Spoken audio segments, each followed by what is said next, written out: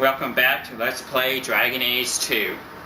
As you can see, we're about ready to try to flow through all of our chests to see which items we can and cannot equip right now, based on which characters are on our party and which items can benefit us the most. As you can see, most of these items all around me are from the Mage, Rogue, and Warrior item packs, and then you have the two statues to the left and right that start the downward content quest, Legacy and Mark of the Assassin. Honestly, we're not do Legacy right away, not until we get near the end of the gold amount we need. because it ends in one of the hardest boss fights you can have.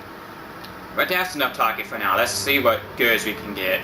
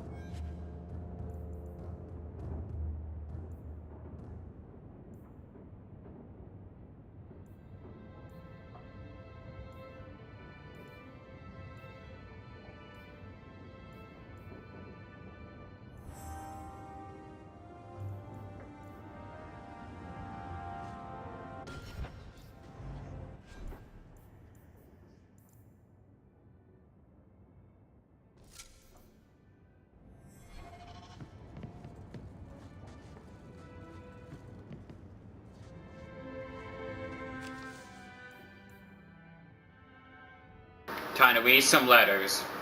Letter from Ephemeral. Hawk.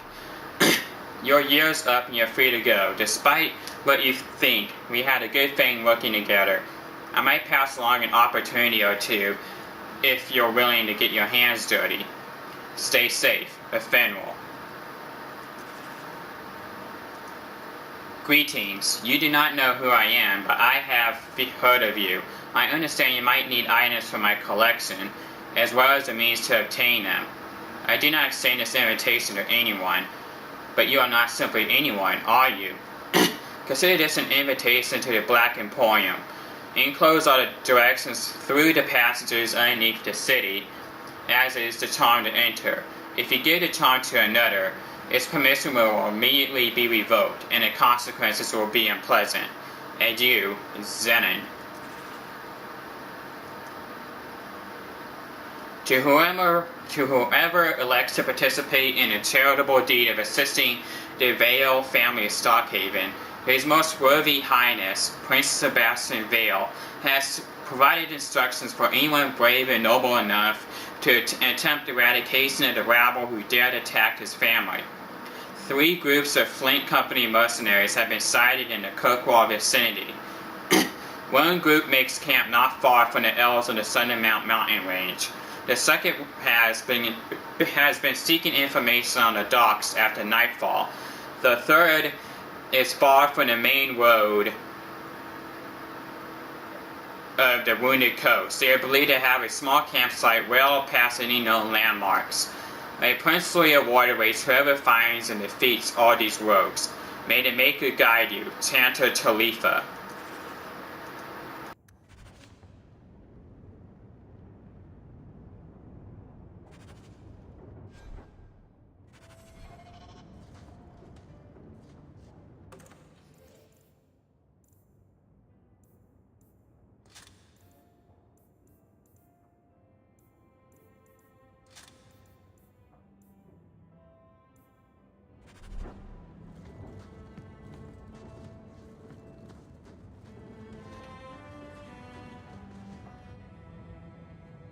A note addressed to Gamlin. Gamlin the Mail. Payment is now 2 months late, Sirrah. Interest accrues, as you are well aware. You will find yourself barred from our establishments unless payment is made. Think. No better, card sharp, or numbers runner Kirkwall will deal with you. I certainly hope this matter is attended to before steps are taken. Let us avoid further unpleasantness. Gallard.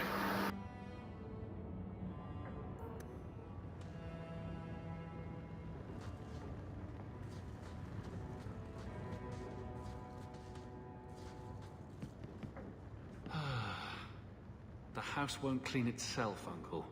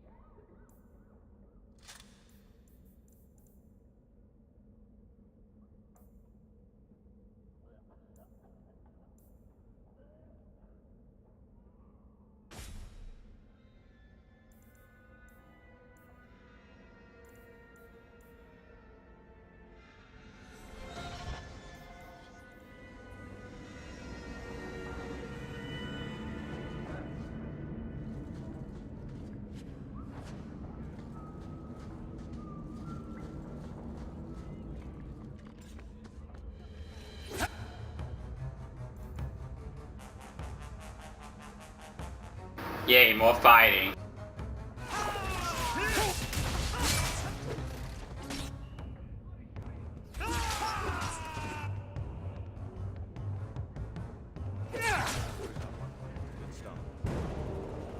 Going to have to do some shopping up.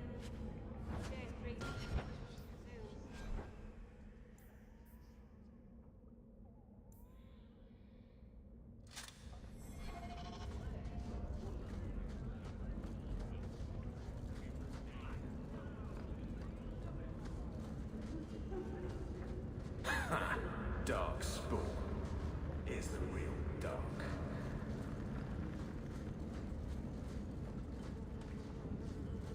Tom Wise? Huh? Oh, Hawk. Haven't seen you since we did that job together for Athenril. Been a while. Heard you're going on some expedition into the deep roads. And right into Darkspawn territory. Sure that's wise? We can't all make a living in the Undercity. Just watch your back. That's all I'm saying. Say, you still in the market for some poisons? Athenril's scarce these days. And the Coterie have their own mixers. You find any rare reagents and want me to whip you up something, just let me know. In fact, since you're an old friend, here's a recipe. My speciality. Everyone needs an edge sometimes, right? Take what I like. That's what I say.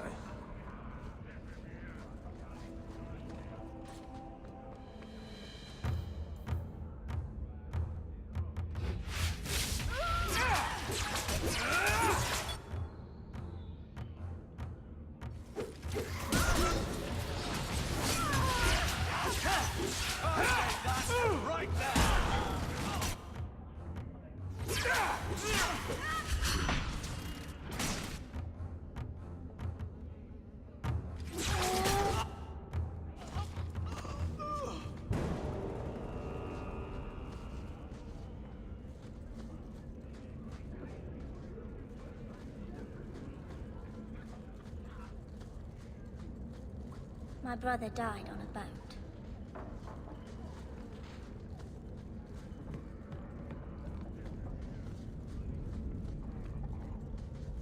This is older than Sister was. And here we find our first reagent. Death root has been used in magic and potion making for centuries. It's a fragile-looking plant with a thin stalk and purple flowers, which fruits once a year, developing bright red fleshy pods that cause disorientation and dizziness if ingested. There are two varieties. The more common Arcanus death root was first found by Archon Hadrianus when he discovered it growing on several dead slaves. The other, Lunatic's death root, is most closely associated with the story of the courtesan Melusine, who sought revenge on a powerful magister and his family. She harvested the plant, baked it into small pies for the magister's banquet, and presented them to the magister at a banquet. All the guests were seized by terrifying hallucinations after eating the pies and tore each other to pieces. An excerpt from the Botanical Compendium by Innis Arcania, botanist. Basically, you don't ever want to ingest death fruit. It is very, very poisonous.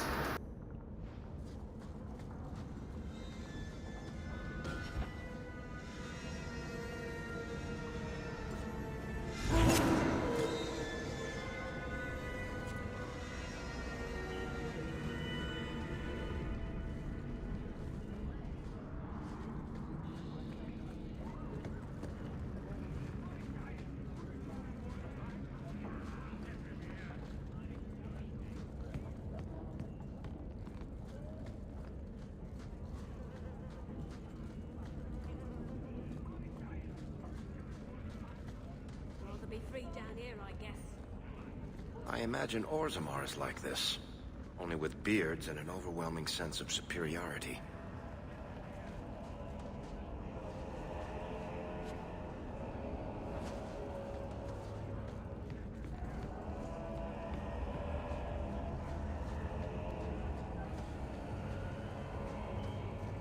For Eldons, free marchers, all Shems are the same down here. For good or ill, the Imperium has put its stamp on Thedas forever.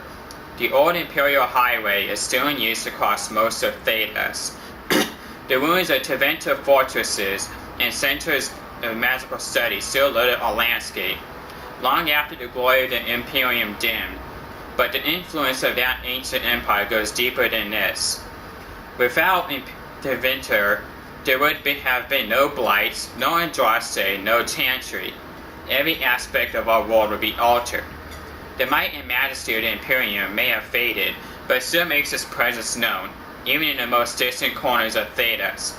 Every child has been brought up on the stories of Tevinter as it is now, a decadent nation, ruled by the Archon and his court of magisters, great and no doubt corrupt mage lords, the chantry and mockery of our own, the Black Divine, a man chosen from the ranks of the Maranthor's circle of Magi. The Maker's most hallowed law, magic exists to serve man, and never to rule over him, perverted. Mages in the Imperium say the most sacred duty is to serve man, and they serve best by wielding political power. And the worst, that which blessed Andraste must weep to see, all of it is built on a foundation of slavery. While most nations forbid the buying and selling of slaves within their own borders, nearly everyone ships her people to the Imperium for sale, skirting the prohibitions against such atrocities and feeding the Imperium's endless hunger for bodies. To fight the Qunari, to work the mines and quarries, to build the palaces of the magisters, to sweep the crumbling streets and turn the middens and serve at the whim of the mage overseers. From Black City, Black Divine, a study of Tevinter Imperium by Sister Petrine, Chantry Scholar. As this explains, the Tevinter Imperium was a horrible place, kind of similar to how America was before slaves were freed during the Civil War, except instead of them just putting them to work on cotton fields, they basically murdered and slaughtered them, or turned them into the equivalent of maids who did anything for them, no matter what they did, no matter how bad it was.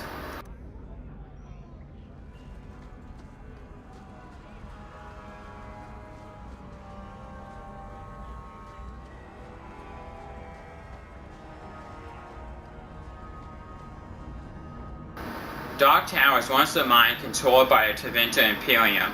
Once exhausted, the mine shafts were extended under the city to dispose of sewage from Kirkwall's overcrowded population of slaves. Unsurprisingly, the tunnels became a refuge for those fleeing captivity. A similar trend continues today. The Undercity, as some call it, is home to the diseased, the insane, to criminals, and even the dead. Unwanted corpses are often discarded here by murderers and lazy undertakers. Dogtown slums make Slowtown look pleasant in comparison. The foul miasma known as choke damp clogs and swells in every corner of the Dogtown, creating a poisonous mist. Its sewers are a dangerous place. The walls are damp, slick, and coated with phosphorescent lichen. The sewers are maze, and one foolish enough to enter is not likely to be heard from again. From In Pursuit of Knowledge, The Travels of a Chantry Scholar by Broder Genetivi. It seems Dogtown is basically the equivalent of what New Orleans was like after Hurricane Katrina, if New Orleans stayed that way for centuries on end.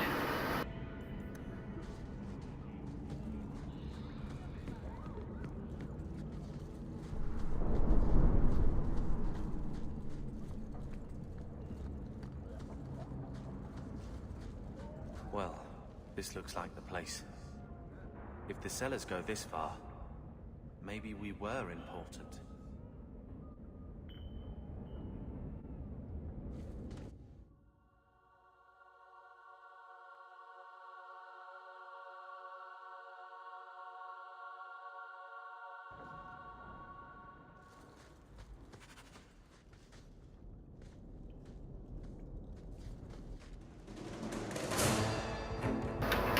History of Kirkwall, Chapter 1.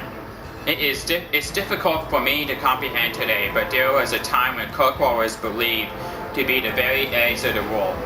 It was Emilius Sin, named after his founder Magister Emilius Cravan, and it was but one outpost on the very fringe of the Tevinter Imperium. There the Magister's serfs worked in quarries for the jetstone needed for the mighty temples of Maranthus. After a slave rebellion nearly burned the temple to the ground in the great city, it was determined that a center for the slave trade would need to be established well away from more civilized parts of the Imperium. though this account may be exaggerated since the notorious Archon Venerius Izard narrowly escaped assassination at the hands of an elven slave at the time. Because the new slave outposts would become wealthy beyond imagining, competition among prospects reportedly took over 20 years to resolve, resulting in great bloodshed in the frontier, well away from the Archon's eyes. Magister took arms against Magister, mostly in the form of small armies of serfs and mercenaries. Over half the slaves in existence allegedly died in these battles before Emilius was finally chosen, thanks to the marriage of Craven's son to the Archon's daughter. Within a mere decade, the mighty fortress was erected on the cliffs where Kirkwall now stands. Over 1 million eventually fell. Over 1 million slaves passed through its gates before the Imperium eventually fell, an unimaginable number by today's standards. The Craven family itself became patrons of the next 3 Archons and was one of the driving forces behind the extension of the Imperial Highway into the Ferelden Valley, a move that would cost them considerable political influence after the resistance of the Alamari tribes. During its height, Emilius was a jewel to rival the mightiest of the Imperial cities and the greatest center of civilization outside Tevinter. From Kirkwall, the city had changed by brother genitivity, 9.24 Dragon. Basically says that Kirkwall used to be something glorious before it died, before it went downhill.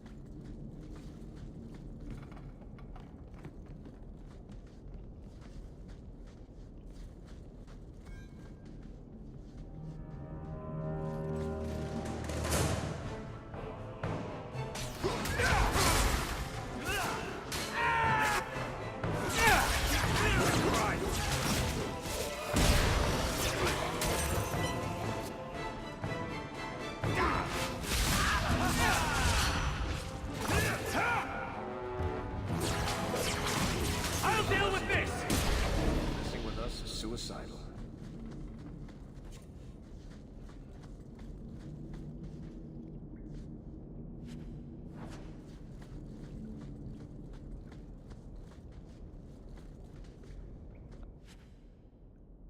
That's the Amel crest, I think. Mother described it once. Put that above your door and you better have the ties to back it up. Otherwise you just look old. By all means, lead on.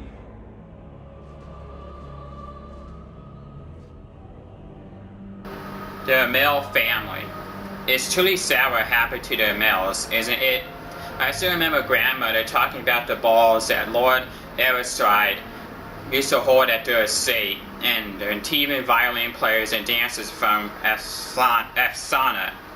No expense was spared and no one would dare miss it, lest someone think they weren't worthy of an invitation.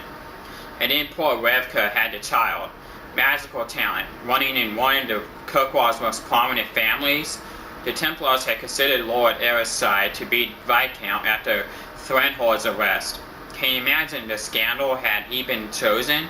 They whisked the child away to the Circle, and the Amel simply had no luck after that. Leandra ran off with a Ferelden mage, and then Damien was accused of smuggling.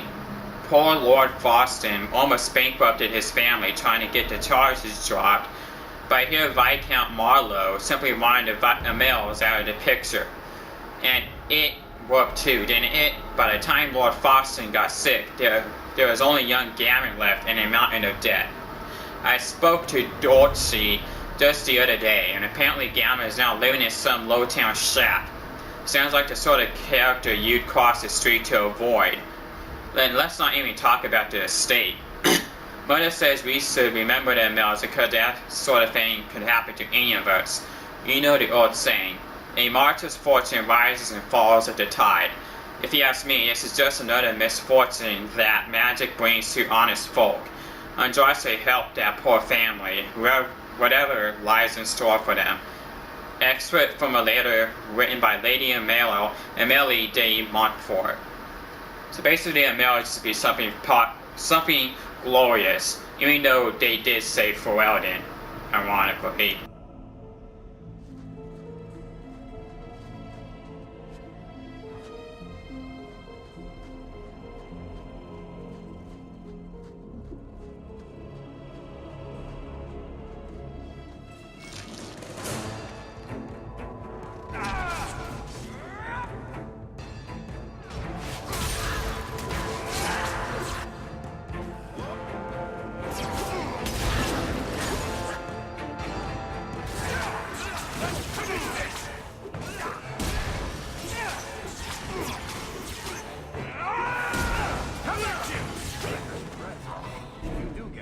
Don't you?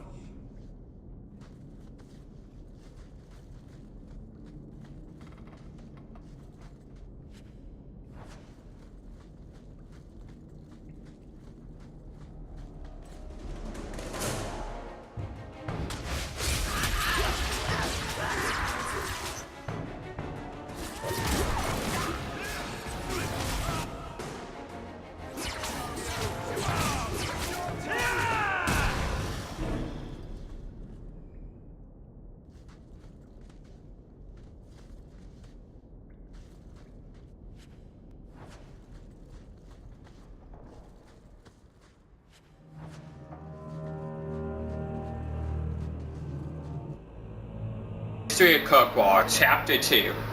As the Imperium's borders slowly receded after the devastation of the First Blight and the subsequent barbarian invasion, many outposts in the area, known today as the Free Marches, were cut off from centers of power.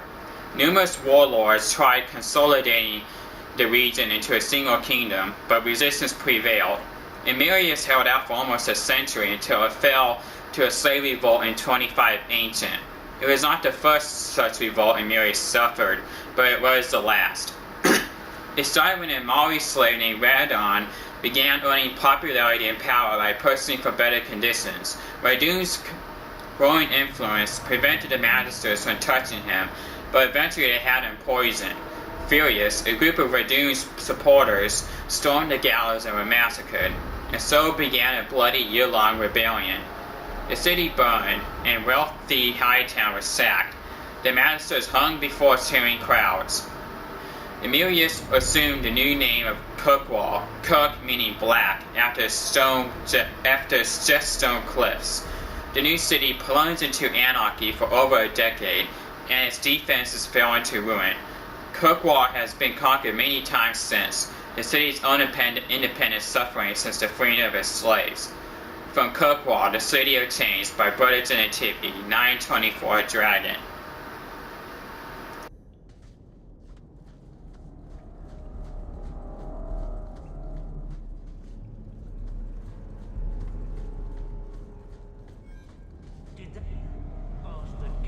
Watch where you step. We're good to go.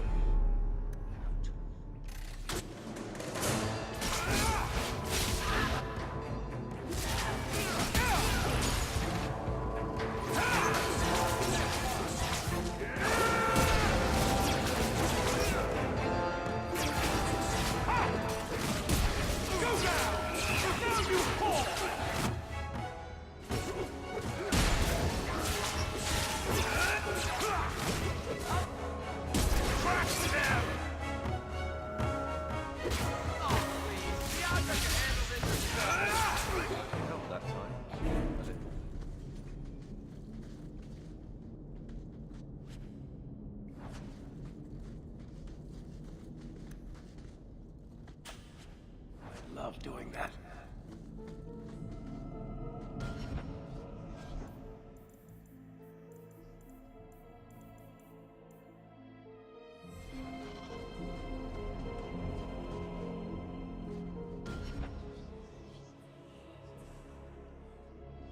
And that about does it for this episode of Let's Play Dragon Age 2.